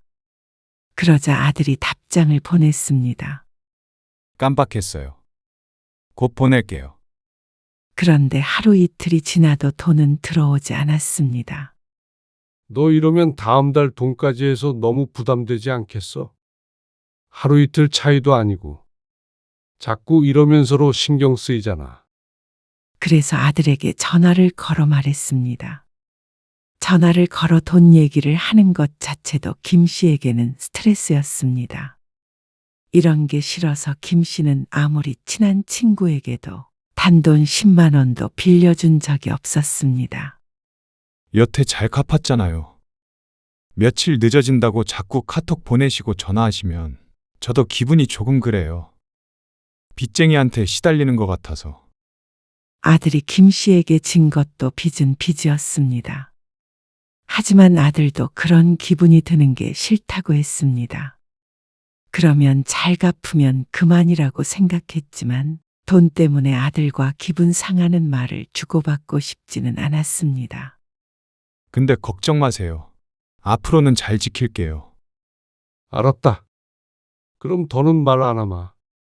그런데 역시나 아들의 사업이 어려운 것이 맞는 모양이었습니다.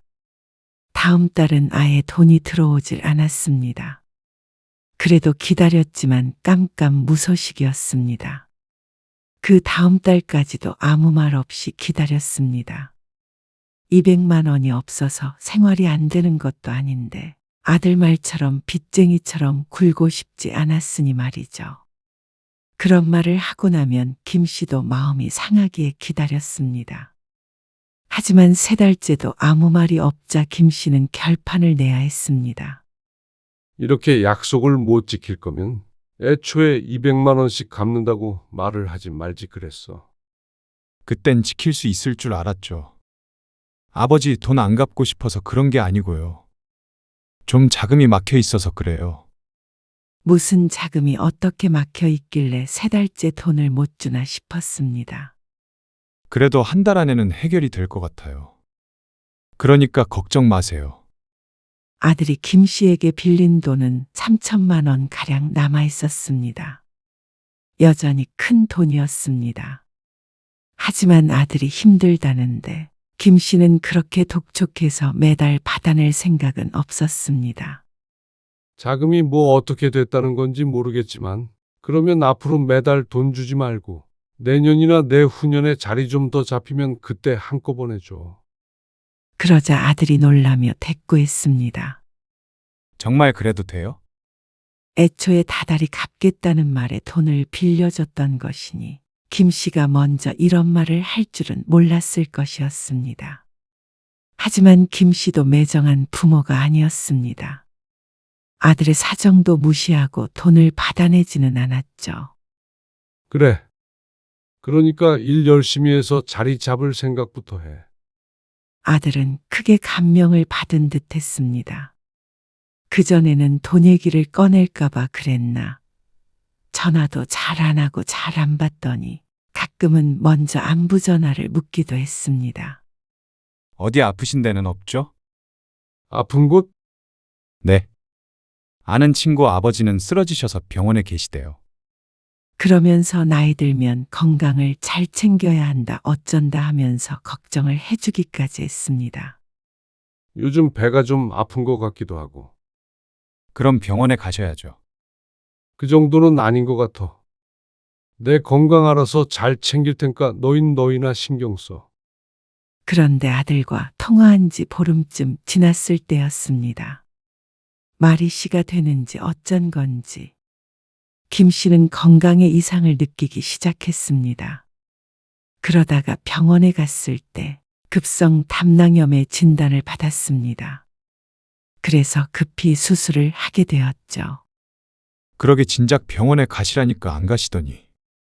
그때는 소화가 안 됐던 거고. 아무튼 건강 잘 챙기세요. 아들이 수술하고 다음날 병문안을 왔습니다. 바쁜데 얼른 가봐. 전화 드릴게요. 전화 잘 안 보니까 할 말 있으면 엄마한테 해. 김 씨는 병실에서 주로 TV를 보고 휴대폰 확인을 잘 하지 않았습니다. 그래서 휴대폰도 서랍장 위에 올려두고 만지지 않았죠. 그런데 다음날 연락도 없이 아들이 또다시 찾아왔습니다. 바쁘다고 하지 않았어? 왜 매일 와? 그래도 아버지 입원하신 동안에는 자주 오려고요. 제가 너무 못 챙겨드린 것 같아서 죄송해서요. 뒤늦게 아들이 효자가 되었나 생각했습니다. 아들은 앉아서 한참을 말동무를 해주었습니다. 그러더니 자신의 주머니를 더듬으며 말했죠. 차에다가 휴대폰을 두고 왔나 봐요. 민호 엄마한테 연락해야 하는데. 아버지 휴대폰 좀 잠깐 빌려주세요. 그래. 잠깐만. 아들의 말에 김 씨가 머리맡에 놓인 휴대폰을 건넸습니다. 전화 안 하고? 아들이 휴대폰을 한참 만지작거리자 김 씨가 의아해서 물었습니다. 아, 메시지 보내려고요. 애 재우고 있을 시간이라서 전화하면 안 돼요. 그래? 네. 아, 민호랑 민호 엄마는 내일 오기로 했어요. 나 때문에 너희가 고생이네. 고생은요. 그리고 다음날 아들이 며느리와 함께 왔습니다. 그런데 5분쯤 있었을까? 아들이 다급한 투로 말했습니다. 아버지 잠시만요. 휴대폰 좀 빌릴게요. 또 놓고 왔어? 네. 아버님, 이거 민호가 어린이집에서 만든 거예요. 며느리가 김 씨에게 자신의 휴대폰 사진첩을 보여주며 말했습니다. 김 씨는 아들에게 향했던 시선을 거뒀습니다. 그런데 잠시 뒤 아들이 물었습니다. 아버지 이메일 주소 비밀번호가 뭐예요? 제가 급히 받아야 할 메일이 있는데 제 아이디가 로그인이 갑자기 안 되네요. 아들의 말에 김 씨가 고개를 갸웃거리며 비밀번호를 말했습니다. 이메일을 자주 쓰지는 않지만 모든 아이디의 비밀번호가 똑같아서 헤매지 않을 수 있었습니다. 그리고 10분쯤 뒤에 아들이 자리에서 일어났습니다. 이만 가봐야겠어요. 벌써 가? 네. 일이 바빠가지고요. 아들은 온 지 얼마 되지도 않아서 돌아갔습니다. 이럴 거면 뭐하러 왔나 싶었습니다. 이제 회복이 되고 있는 단계인데 괜히 바쁜 사람을 오가게 한 것 같아서 마음이 쓰였죠. 아들이 돌아가고 휴대폰을 켜서 이메일에 로그인했습니다. 다른 이유가 있었던 것은 아니고 아들이 이메일 이야기를 꺼내니 심심해서 뭐가 와 있나 한번 볼까 싶어서였죠. 그런데 이상한 점이 있었습니다. 이메일을 김 씨의 아이디로 받았으면 메일함에 남아 있어야 하는데 아들에게 온 메시지는 없었습니다. 지웠나? 보면 안 되는 것이라서 지웠나 싶었습니다. 김 씨는 대수롭지 않게 생각했습니다. 그런데 며칠 뒤에 뜻하지 않은 일이 생겼습니다. 아버지, 오늘 낮에 갈게요. 낮에? 너 일 안 하냐? 아, 오늘은 쉬어요. 쉬는 날이면 쉬어야지 뭐하러 와? 나 이제 괜찮대도. 그래도요. 오늘은 좀 오래 있을 생각이에요. 오지 말라고 해도 기어이 병문안을 오겠다는 아들 때문에 혀를 찼습니다. 그래도 정수가 효자는 효잔가 봐요. 그런 아들을 보며 아내는 뿌듯해했습니다. 여보, 아까 고모한테 전화 왔어요. 통화가 안 된다고 전화 좀 달라던데 내가 깜빡했네. 그래? 내 휴대폰 어디 있더라? 거기 서랍에 넣어놓더만. 김 씨가 휴대폰을 꺼내 여동생과 10분가량 통화했습니다. 그러고는 조카가 아이를 낳았다며 사진을 보내주기에 그것도 좀 구경을 했죠. 그런데 아들이 도착하기로 1시간이 얼마 안 남았을 때 휴대폰에 메시지가 왔습니다. 다시 서랍에 휴대폰을 집어넣으려던 찰나였습니다. 이게 뭐지? 대출? 웬 비대면 대출이 실행됐다는 메시지였습니다. 사기 메시지 아니에요? 스팸 메시지 같다며 신경 쓰지 않는 아내. 하지만 거기에 더해 모바일 뱅킹 알림까지 떴습니다. 이거 정말 돈이 들어왔는데 당신 대출 받았어요? 내가 무슨 대출을 받아? 그런데 그 순간 아들이 도착했습니다. 아, 통화 중이셨어요? 아들이 들어와서 휴대폰을 들고 있는 김 씨를 보더니 잠시 멈칫했습니다. 아니, 통화는 아까 했고. 잠깐 인사를 나누고 아들에게 황당한 사건에 대해 이야기를 하려던 찰나에 아들이 말했습니다. 아, 또 차에다가 휴대폰을 두고 왔네요. 잠깐만 빌려주세요. 아들이 김 씨의 휴대폰으로 손을 뻗었습니다. 손이 막 닿으려던 순간에 김 씨는 아들의 손길을 피했죠. 김 씨가 아들을 길게 응시했습니다. 그러고는 의아해하는 아들을 향해 말했습니다. 잠깐만. 메시지가 와서 이것만 확인하고 빌려줄게. 정수야. 엄마 핸드폰 써. 아, 아니에요. 아버지 핸드폰이 쓰기 더 편해요. 김 씨는 휴대폰을 잠시 만지작거렸습니다. 그러고는 아들을 향해 휴대폰을 주었습니다. 그나저나 당신 아까 그 말 있잖아요. 나중에 얘기해. 말어리를 끊는 김 씨를 아내가 이상하게 쳐다보았습니다. 그런데 아들의 표정은 더 이상했습니다. 인상을 찌푸리며 휴대폰을 눌렀습니다. 왜? 뭐가 안 돼? 네? 아, 아니에요. 그런데 한참을 휴대폰을 가지고 뭘 하던 아들이 결국엔 얼굴이 흑빛이 되더니 김 씨에게 돌려주었습니다. 김 씨는 사진을 확인하는 척하며 은행 앱으로 들어가 보았습니다. 그런데 비밀번호가 5번 틀려서 로그인하지 못한다는 메시지가 떴죠. 왜? 네 통장으로 보내려고 했는데 로그인이 안 돼? 김 씨의 말에 아들은 사색이 되었습니다. 아내만 어리둥절해 있었습니다. 자꾸만 와서 내 휴대폰 빌려가더니 내 이름으로 대출 받았어? 아버지, 뭐라고요? 5천만 원 대출 받아가지고 통장으로 넣으려고 한 거야? 그래. 김 씨가 휴대폰을 잘 확인하지 않는다는 걸 알고서 꾸민 일인 듯 했습니다. 그런데 어떻게 일처리가 이렇게 허술한지 몰랐습니다. 사람을 바보로 아는 것인지. 그래도 허접하긴 했어도 대출은 성공했기에 김 씨가 눈치를 채고 비밀번호를 바꾸지 않았다면 5천만 원이 홀랑 사라졌을 것이었죠.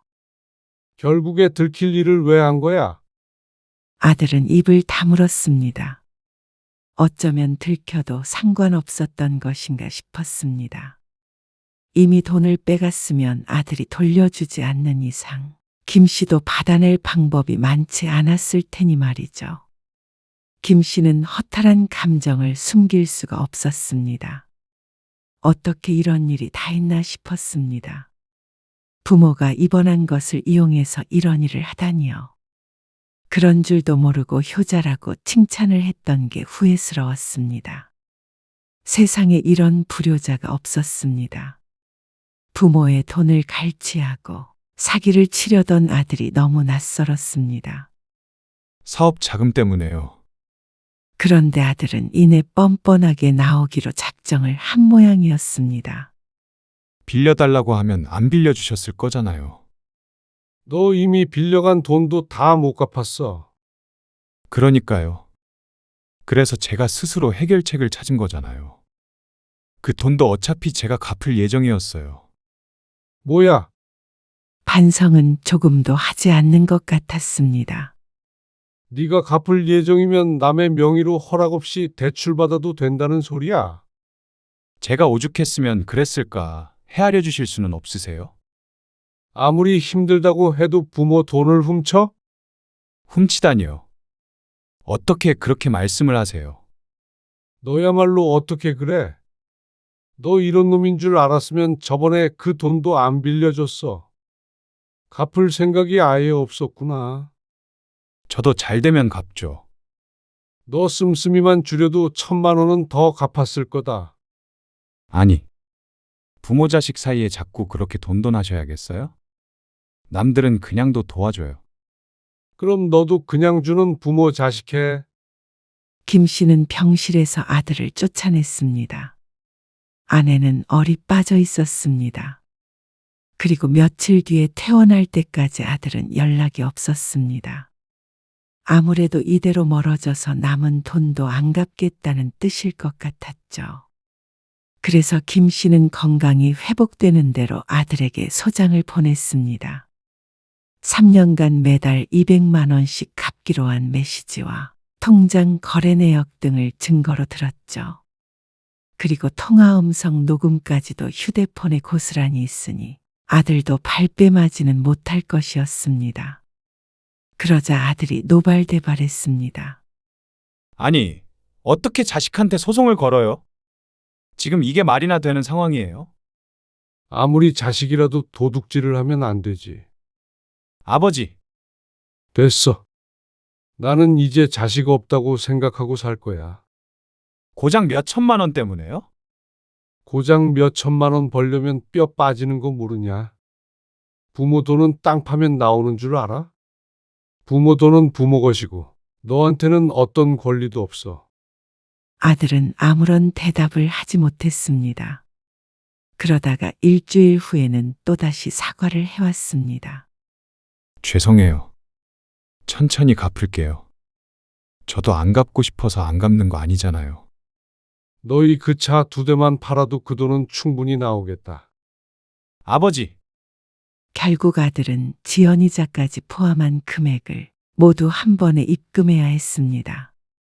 김 씨는 입금된 돈을 확인하며 씁쓸한 기분이 들었습니다. 하지만 더는 생각하지 않기로 했습니다.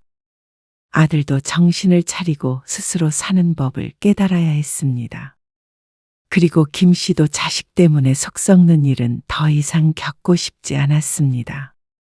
또한 평온했던 일상이 더는 자식 때문에 망가지는 걸 두고 보고 싶지 않았습니다. 그래서 김 씨는 아들에게 한 말을 지키기로 했습니다. 자식은 없는 셈 치겠다는 말 말이죠. 나중에 더 나이 들어 부모의 마음을 알게 되면 모를까. 조금의 반성도 없던 아들의 모습을 떠올리면 김 씨가 한 행동은 과한 것이 아니었습니다.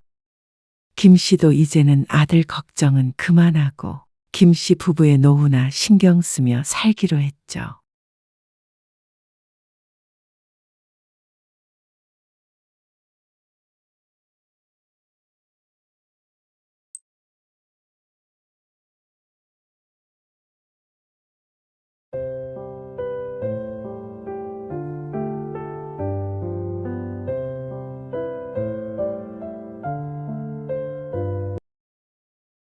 왜 안 먹어? 저 입맛이 없어서요. 지훈이 데리고 이만 가볼게요. 뭐? 애 먹고 있잖아. 다 먹고 가야지. 아니에요.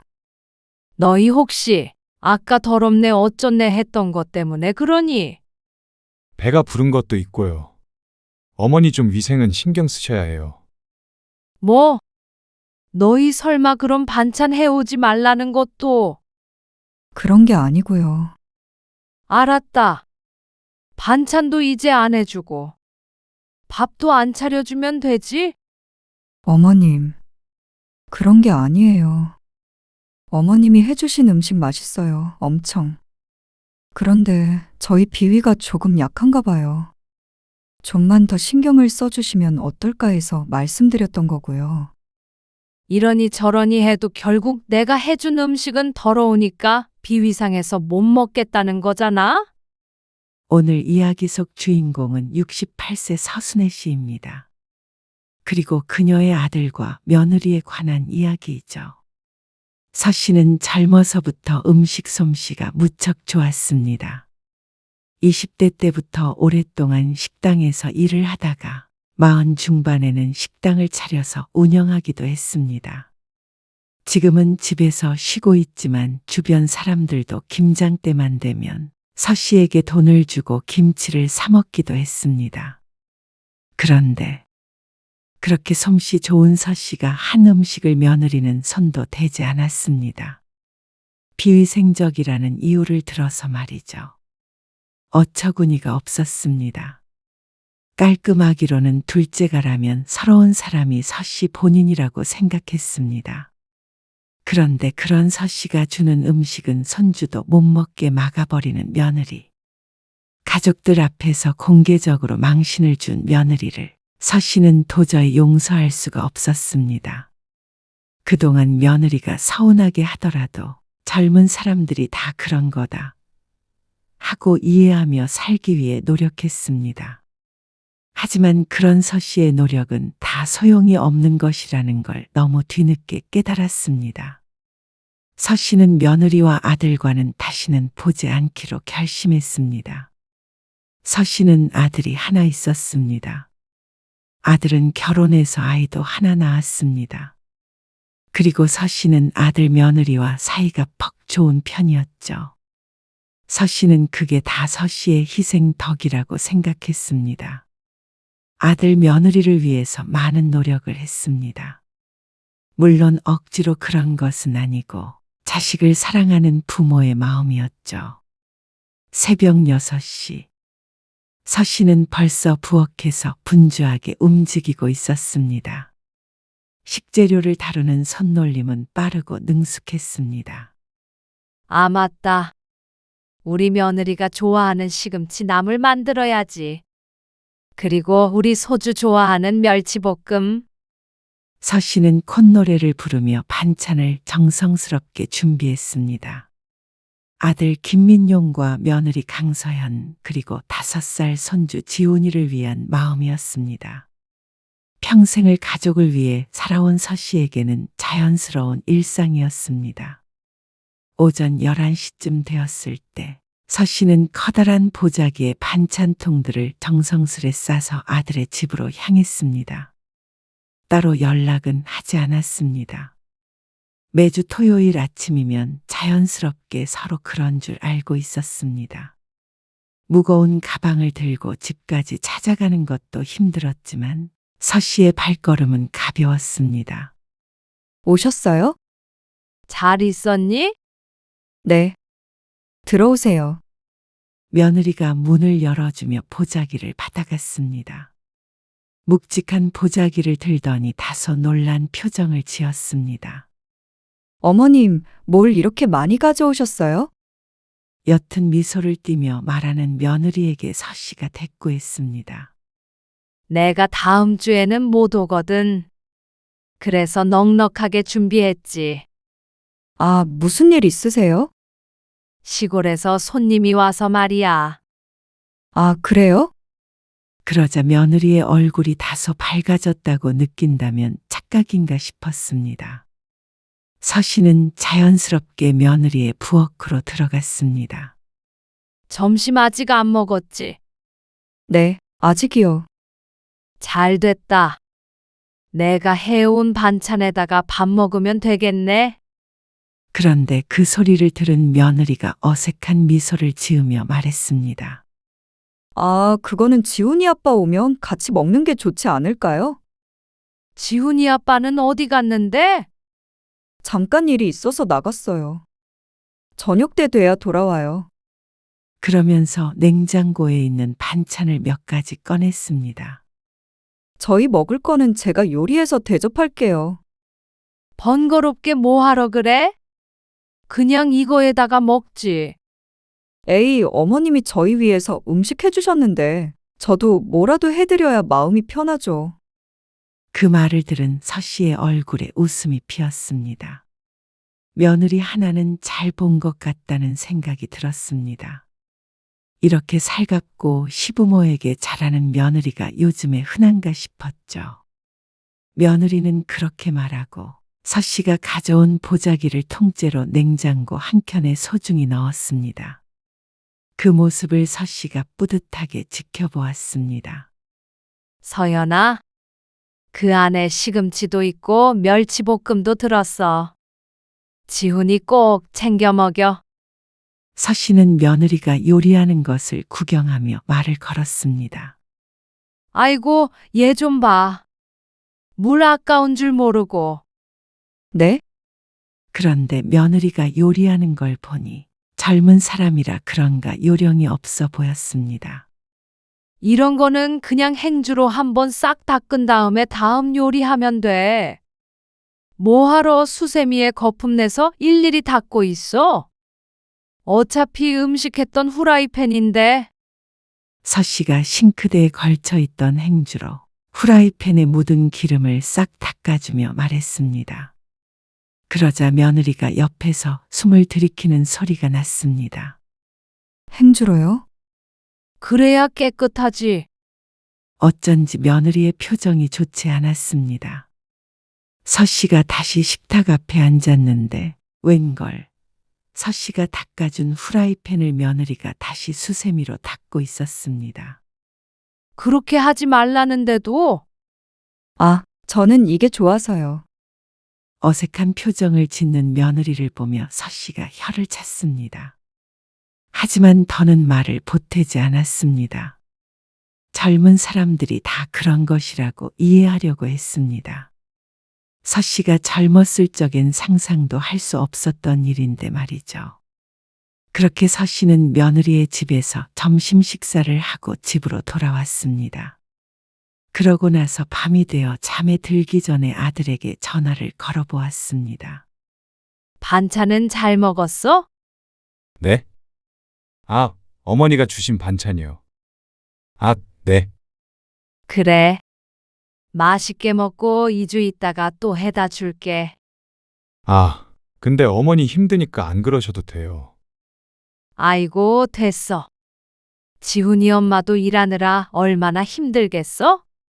내가 이런 거라도 도와줘야지. 아니에요. 저도 많이 도와주고 있고요. 저희 반찬은 저희가 알아서 할게요. 됐다니까 그러네. 부담 갖지 말어. 서연이도 좋아해. 서 씨의 고집의 아들은 아무 말 하지 않았습니다. 그리고 열흘 뒤가 손자의 생일이었습니다. 서 씨는 새벽같이 일어나 직접 떡을 만들기 시작했습니다. 손주 생일을 위해 며칠 전부터 마음먹고 있던 일이었습니다. 그리고 그날 오후 서 씨는 커다란 찜통에 담긴 떡을 들고 아들 집으로 향했습니다. 지훈아, 할머니가 떡 만들어 왔어. 떡. 손자 지우는 반색했지만 서 씨가 떡을 꺼내자 며느리의 안색이 변했습니다. 어머님, 감사해요. 수고하셨네요. 근데 케이크가 있어서요. 이거는 제가 따로 뒀다가 나중에 지훈이 챙겨줄게요. 아, 지금 먹지 그래? 빨리 먹어야 맛있지. 아, 케이크요. 어머님, 케이크부터요. 갑자기 고집을 부리는 며느리 때문에 서 씨는 의아한 마음에 며느리를 빤히 쳐다보았습니다. 며느리는 그런 서씨의 눈초리를 모른 척하고 케이크를 잘랐습니다. 한 조각씩 케이크를 나눠 먹다 보니 손자는 배가 부른 모양이었습니다. 떡도 하나 먹어봐. 지훈아. 나 배불러. 아이고, 거봐라. 떡부터 먹어보라니까. 왜 고집을 부려서는. 제가 나중에 먹일게요. 그러면 너라도 먹어. 그러자 며느리가 고개를 저었습니다. 저도 너무 배가 불러서요. 그리고 아들조차 떡에는 손도 대지 않는 모습에 서씨는 너무 서운했습니다. 새벽부터 정성을 다했던 것을 몰라주는 아들 내외 때문에 서러웠죠. 그러고 보니 이상했습니다. 요즘 들어서 서씨가 해다주는 반찬이나 음식을 그 눈앞에서 먹는 걸 본 적이 없었습니다. 지난번에는 이상하다고 생각하지 못했는데 자신과 눈을 못 마주치는 며느리를 보니 일부러 그러나 싶었죠. 기분이 상한 서씨가 인상을 쓰며 며느리에게 물었습니다. 내가 한 게 맛이 없어? 아니요. 당연히 맛있죠. 며느리의 답은 거짓이 아닐 것이었습니다. 이전에도 서씨가 해준 음식을 정말 좋아해서 맛있게 먹었던 며느리를 서씨가 가장 잘 알고 있었습니다. 그런데 어느 순간부턴가 조금 달라진 것처럼 느껴졌습니다. 그런 거 아니에요. 그냥 지훈이가 아무래도 애니까 떡보다는 케이크를 좋아해서 그런 거예요. 그러니까 기분 풀라며 웃는 며느리의 얼굴을 보니 더는 뭐라고 할 수가 없었습니다.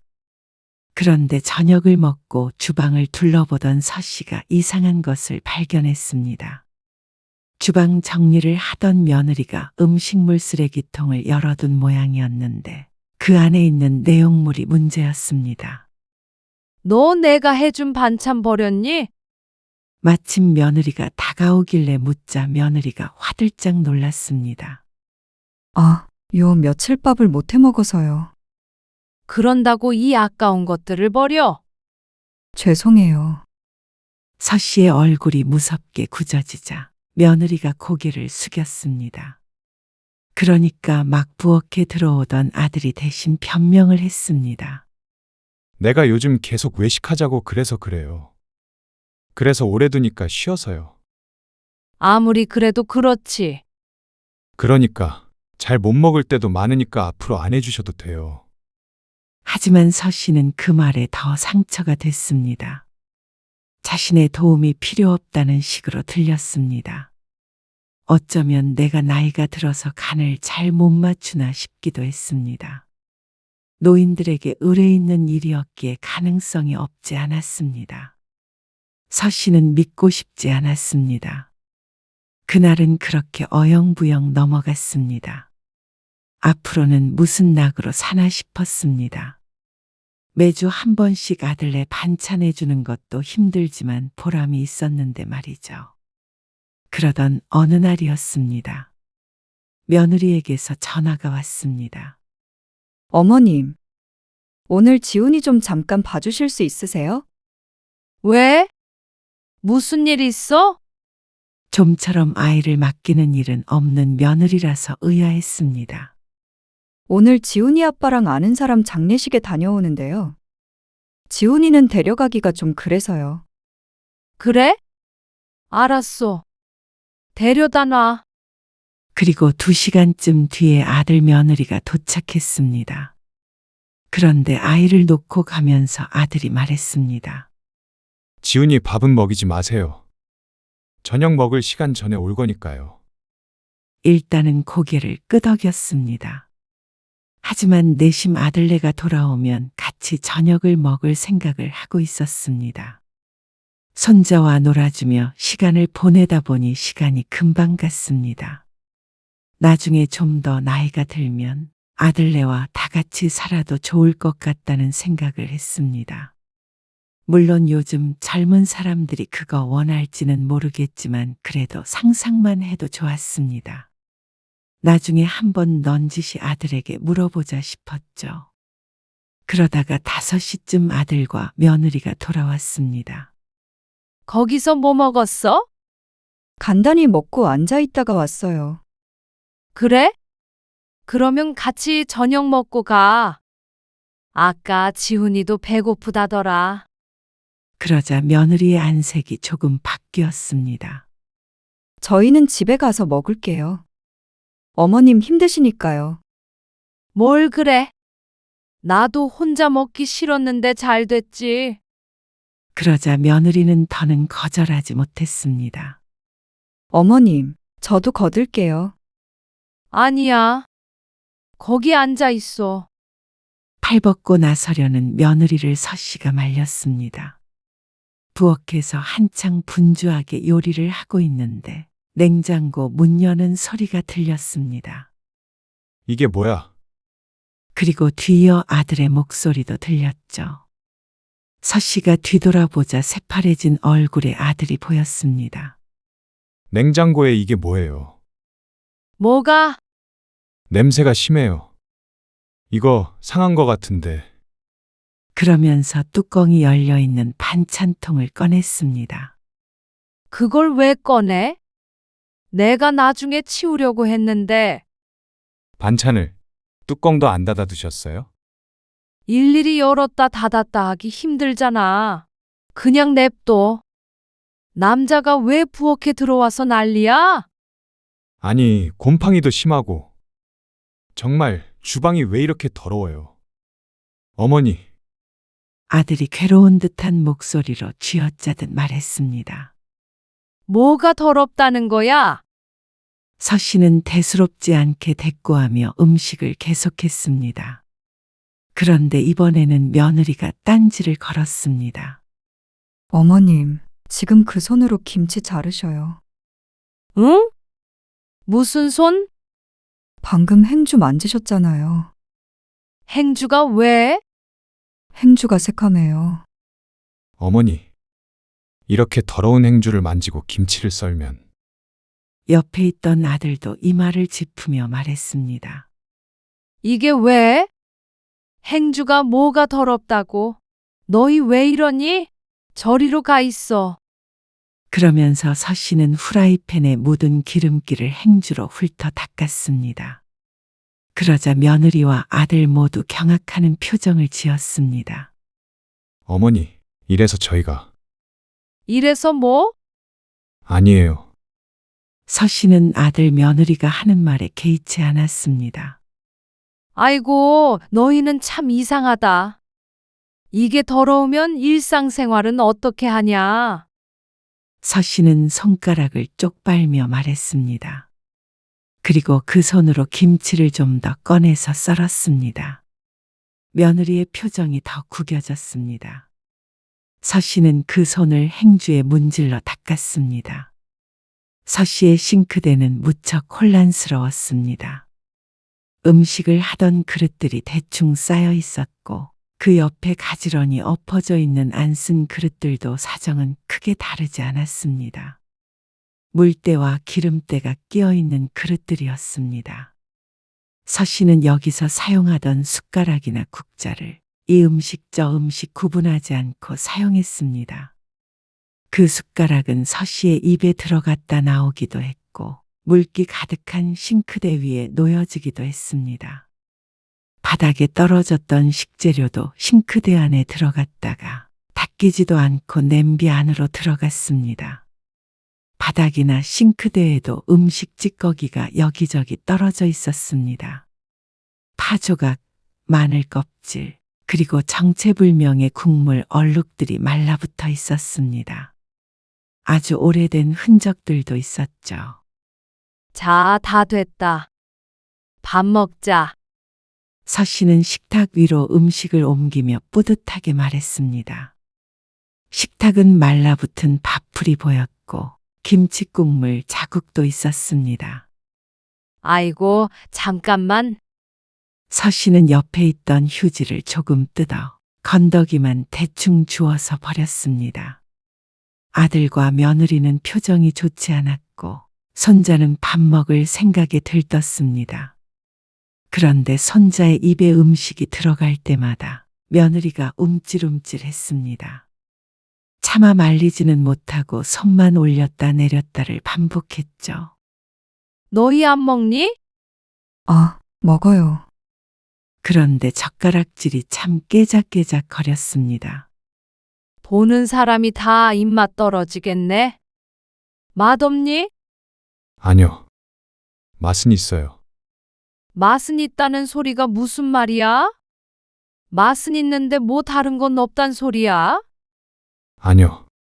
그런데 며느리가 음식을 한 입 먹더니 손으로 입을 가리고 고개를 숙였습니다. 저 입맛이 없어서요. 들고 있던 젓가락을 내려놓으며 말하는 며느리. 그러자 옆에 있던 아들도 똑같은 행동을 했습니다. 저희는 장례식장에서 먹고 와서요. 참 간단히 먹었다며? 지훈이 데리고 이만 가볼게요. 뭐? 애 먹고 있잖아. 다 먹고 가야지. 아니에요. 아들 며느리가 아이를 데리고 일어났습니다. 갑자기 이게 무슨 일인가 싶었습니다. 서 씨도 엉거주춤 일어났는데 아들과 며느리가 서둘러 짐을 챙겨 나섰습니다. 너희 혹시 아까 더럽네 어쩌네 했던 것 때문에 그러니? 도저히 이해할 수 없어서 물었던 것인데 아들 며느리의 표정이 변했습니다. 그 얼굴에 서 씨의 눈이 커졌습니다. 뭐? 정말로 그런 거야? 그러자 아들이 한숨을 쉬며 말했습니다. 배가 부른 것도 있고요. 어머니 좀 위생은 신경 쓰셔야 해요. 뭐? 너희 설마 그런 반찬 해오지 말라는 것도? 잘만 받아먹던 반찬도 아들 내외가 서신의 집에서 몇 번 밥을 얻어먹고 나서는 먼저 해달란 소리를 하지 않았습니다. 그런다고 안 갖다 주진 않았지만 지금 되짚어보면 어쩌면 자신이 해준 음식이 더럽다고 생각해서 그런 듯 했습니다. 그렇게 생각하니까 너무나 억울하고 섭섭했습니다. 서 씨는 오랫동안 식당에서 일해왔습니다. 적어도 다른 사람들보다는 기본적인 위생 개념이 있다고 생각했습니다. 요즘 젊은이들 까탈스러운 것은 알고 있었지만 이런 말도 안 되는 트집을 잡을 줄은 몰랐습니다. 서 씨는 아들도 며느리도 이해할 수 없었습니다. 그런 게 아니고요. 아들이 골치 아프다는 표정으로 말을 했습니다. 하지만 서 씨는 더는 듣고 싶지 않았습니다. 알았다. 반찬도 이제 안 해주고? 밥도 안 차려주면 되지? 그러자 며느리가 다급하게 변명했습니다. 어머님, 그런 게 아니에요. 어머님이 해주신 음식 맛있어요. 엄청. 그런데 저희 비위가 조금 약한가 봐요. 좀만 더 신경을 써주시면 어떨까 해서 말씀드렸던 거고요. 이러니 저러니 해도 결국 내가 해준 음식은 더러우니까 비위상해서 못 먹겠다는 거잖아? 서 씨가 문을 쾅하고 닫아버렸습니다. 그러고서 아들 내외와는 한동안 연락하지 않았습니다. 하지만 서 씨는 전화를 받지 않았지만 아들과 며느리는 끈질기게 전화를 했습니다. 미안하다고 하도 사과를 해대니 어른된 입장에 계속 마음상에 있을 수는 없었습니다. 나도 좀 더 신경 쓸게. 그럼 됐지? 어느 날 걸려온 며느리의 전화를 받고는 서 씨가 새침한 목소리로 말했습니다. 그러자 며느리는 크게 기뻐했습니다. 그날 이후로 아들에게 반찬은 해주지 않았습니다. 혹시나 버릴까봐 괜한 짓 하지 말자 싶었습니다. 그러던 어느 날이었습니다. 시골에서 서 씨의 여동생과 남동생 가족이 다 같이 올라오기로 되어 있었습니다. 부모님이 돌아가시고는 좀처럼 만나기가 쉽지 않았는데 이렇게 형제들이 다 같이 모이는 것은 오랜만이었습니다. 그래서 서 씨가 오랜만에 솜씨를 발휘하기로 했습니다. 왔니? 음식하고 있었어? 그래. 거기 얼른 앉아. 여동생이 가장 먼저 도착했습니다. 그리고 남동생네 가족도 왔고 마지막으로 아들네가 왔습니다. 이렇게 있으니 집이 너무 좁아 보일 정도로 북적거렸습니다. 서 씨도 음식 준비한다고 오전부터 무척 분주했습니다. 그래서 부엌이 치우면서 한다고 했는데도 꼭 전쟁터 같았습니다. 아니, 이게 뭐야? 여보, 여동생의 남편이 부엌에 들어서다가 놀라 말을 멈췄고 여동생은 그런 남편을 말렸습니다. 음식 금방 되니까 좀만 기다려요. 서 씨가 웃으며 말했지만 어쩐지 둘은 서로 눈을 마주치고는 묘한 표정을 지었습니다. 그때 며느리가 부엌에 들어와서 바쁘게 움직였습니다. 뭐해? 아, 여기 정리 좀 하려고요. 그러면서 여기저기를 닦고 난리도 아니었습니다. 나중에는 냉장고까지 청소하려고 하길래 서 씨가 쫓아냈습니다. 안 그래도 네가 잔소리해서 내가 다 정리해놨어. 서 씨가 며느리를 내보내며 여동생에게 말했습니다. 요즘 애들이 이래. 유별나다니까. 아, 그렇지, 뭐. 서 씨는 30분 정도 더 요리를 하고는 음식들을 내갔습니다. 거실에 큰 상이 펴져 있었고 다 같이 빙 둘러 앉아 있었죠. 서 씨가 매운탕 끓인 것을 마지막으로 들고 나왔습니다. 이거 물맥이야. 시원하니까 국물 좀 먹어봐. 각자 앞에 놓인 접시에 국자로 떠주었습니다. 역시 맛있네. 다들 맛있게 먹었습니다. 그 모습을 보니 서 씨는 먹지 않아도 배부른 것 같았습니다. 서 씨도 자리를 잡고 앉아서 매운탕을 먹는데 국물만 남은 아들의 그릇이 보였습니다.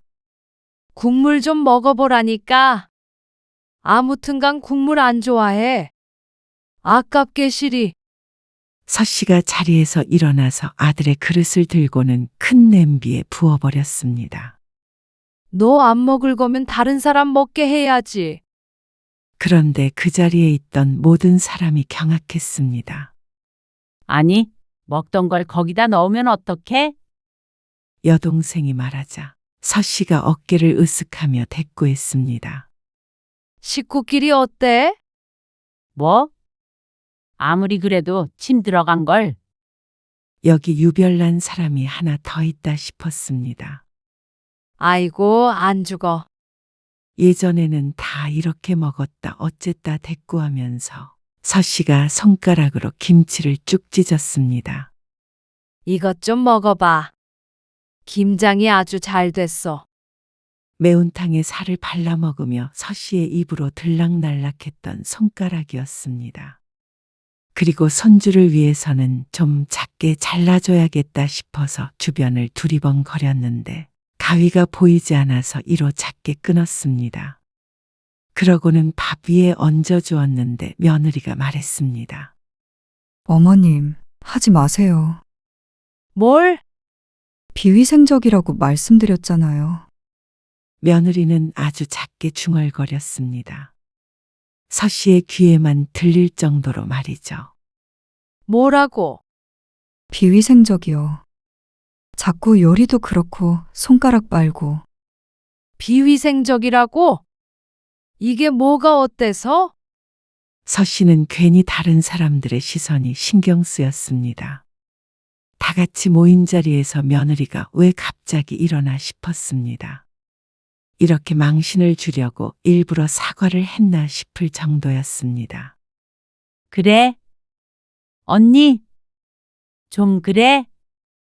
아까 부엌도 그렇고 손도 잘 안 씻던데. 뭐라고? 며느리의 영향인지 옆에 있던 여동생도 한 소리 했습니다. 음식하는 게 좀 지저분해서 나도 좀 그랬는데.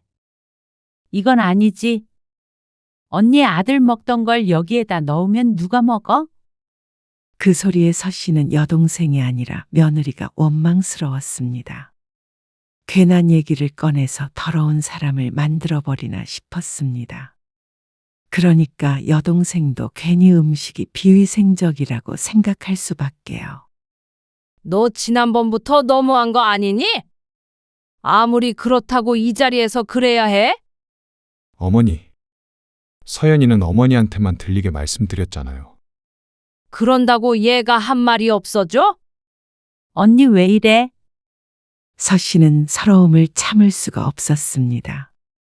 어떻게 아들조차 이 자리에서 며느리의 역성을 드는지 몰랐습니다. 평생 정성으로 키운 아들이 어느새 남의 편이 되어버린 듯한 기분이었습니다. 너 정말 못됐다. 그렇게 깔끔 떠는 너는 얼마나 잘하길래 그래? 어머니, 내가 뭘 잘못했다고 그래? 됐어. 내 음식이 그렇게 더럽다면 앞으로 아무도 먹지 말어. 서 씨는 냄비째로 들고 부엌으로 들어와 버렸습니다. 거실에서는 웅성거리는 소리가 한참 들렸습니다. 언니, 왜 그래? 며느리한테? 이만 나와. 우리는 이제 갈 테니까. 거실로 나와 보니 다들 짐을 싸고 일어났습니다. 서 씨는 아무 말 없이 동생 가족들이 떠나는 모습을 봤습니다. 이 모든 게 며느리의 탓인 것 같았습니다. 모처럼 만난 가족인데 괜히 분위기를 흐려서 이렇게 헤어지게 만드나 싶었죠. 다들 떠나고 아들 며느리도 조용히 서 있기만 했습니다. 너같이 못된 며느리는 내가 살다 처음 본다. 내 음식이 더러운 것 같으면 너만 안 먹으면 될 거 아니야. 그게 아니고요. 거봐. 말 대답도 꼬박꼬박. 아까 괜히 들어와서 냉장고 정리 안 해 만에 한 것도 괜히 그런 거잖아.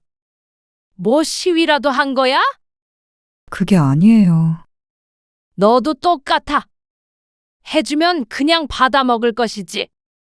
손 씻어라, 행주 갈아라, 도마 씻어라. 내가 너희 종이야? 그건 기본적인 거잖아요. 나는 기본도 없다는 거야. 너희가 예민한 거야. 어디 가서 물어봐. 다신 안 보고 싶으니까 나가. 그러자 아들이 한숨을 쉬었습니다. 서 씨는 그 한숨 소리조차 거슬렸습니다. 다시는 너희 애 봐주나 봐라. 다시는 밥 해주나 봐라. 명절에도 오지 말어. 서 씨는 아들 내외를 쫓아내고도 한참을 씩씩거렸습니다. 종일 음식하느라 부엌이 지저분했는데 그 모습을 보니 더 화가 났습니다. 이렇게 열심히 한 정성은 몰라주고 헛소리만 하고 있으니 말이죠. 서 씨는 가슴이 답답하고 눈물이 날 것 같았습니다. 아들 며느리에게 배신감도 느꼈죠. 그래서 그날 이후로는 아들 며느리의 연락을 받지 않았습니다. 처음에는 전화가 몇 번 왔었는데 어느 날부턴가 연락이 뜸해졌고 이제는 전화가 잠잠했습니다. 그래서 더 괘씸했습니다. 잘못을 했으면 기분이 풀릴 때까지 사과를 해도 모자란데 말이죠. 서 씨는 괘씸한 자식과는 더는 엮이지 않고 살 작정이었습니다. 헌신한 결과가 이런 푸대접이라면 서 씨도 더 이상 자식을 위하지 않기로 했죠.